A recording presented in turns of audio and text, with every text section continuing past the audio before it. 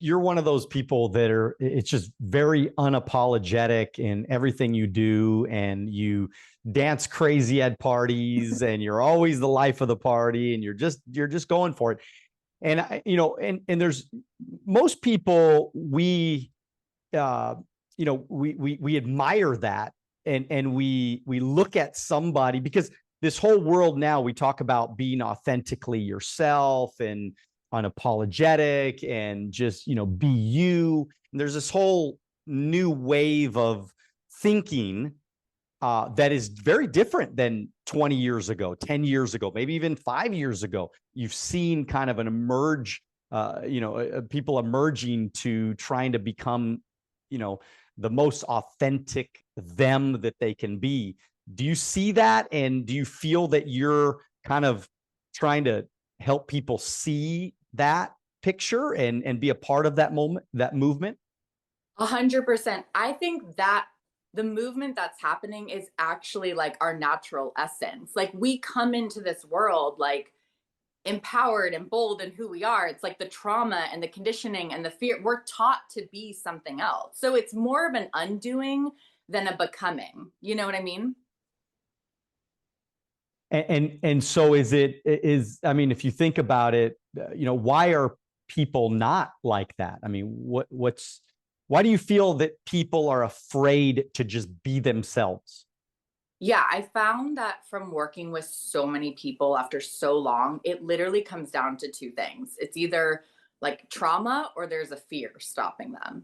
And it's not that you completely heal and you have no fears, but if you can just get like 1% bigger than that and you just muster up, like people look at me and they're like, you're so confident, you don't have fear. I'm like, that's total BS. Like, I just have a radar. Like, I have like a light switch in me that's just like, fuck it, fuck it. Like, I'm just good at being like, and if I can help instill that like a little bit in people every day, more and more, just like courage, courage. Like, if you can cultivate that, like, you're unstoppable. It's not that you have to be confident, like, comes and go. It's a feeling. So, that's not a requirement to start being more authentic, being more courageous. It's not like a prerequisite. It's kind of like you just have to be like, what's more worth it at the end of the day? Giving my power away and my life away to a life that isn't really me? Or like, do I want to just take a risk and play a little bit bigger? And you don't have to do something crazy, but it's just like getting the ball rolling in that direction. And people are afraid of rejection, probably. And maybe you can give me your thoughts on this, but I think that people are afraid of rejection because they're worried about what other people are going to think about them or perceive them. If because I've been speaking in front of large audiences for over 25 years now, and it feels like I'm the best on stage when I just don't give a shit.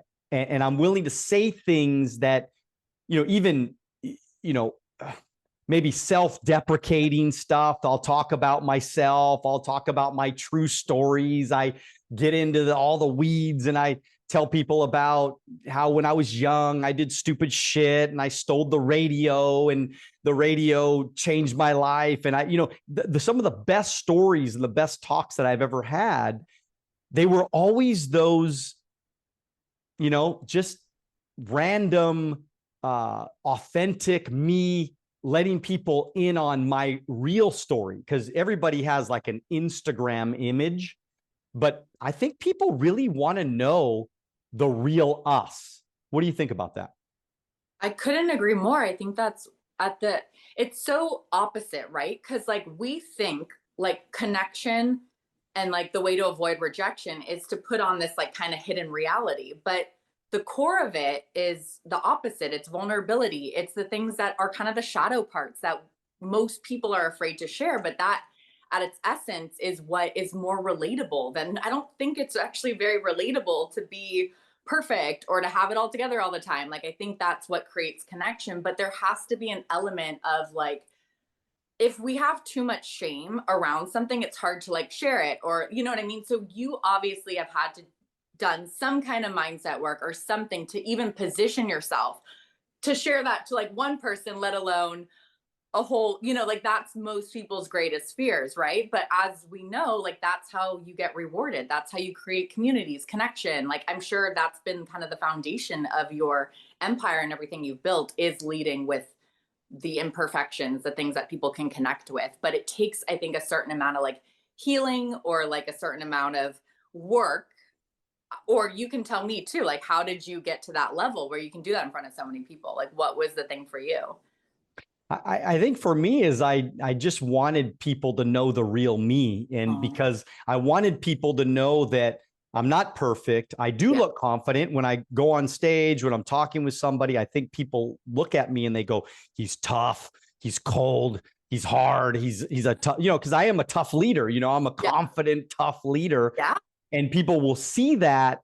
But I also tried to weave into my my presence when I was around other people to let them know that, look, I had a lot of insecurities, man. I mean, I was just talking about it on my Wealth on the Beach coaching program. Um, I let people know that I had a lot of insecurities, man. I had a lot of limiting beliefs. I came into the business at 21, and I was scared, man. I mean, I thought about myself. My limiting belief was that I was a short, uneducated little Mexican kid. And so I Mhm. started at 21. I thought there's no way that some tall, educated white guy was going to listen to me, Mhm. was going to actually take advice from me and care about anything that I had to say. And so I was scared. I was really, really nervous. So not to mention my stepfather that raised me and my brother. He had an education. He was student of the year USC, a master's degree, all this stuff. And so I had all these like little insecurities inside of me, and I was afraid to speak my truth, to speak my mind, to just go for it, because I felt like people were going to judge me. I was going to say the wrong thing. I Mhm. was going to mess something up, and people were going to laugh at me. Like, I think one of my worst fears was that people were going to laugh at me and make fun of me or not respect me or whatever. And I think that at some point, how I overcame that was I really worked on myself and my skill. I worked Mhm. on my thinking. I mean, Mhm. I attended a lot of self-improvement seminars. I started crushing my limiting beliefs by realizing that I did know a lot of shit, right? I actually was pretty smart.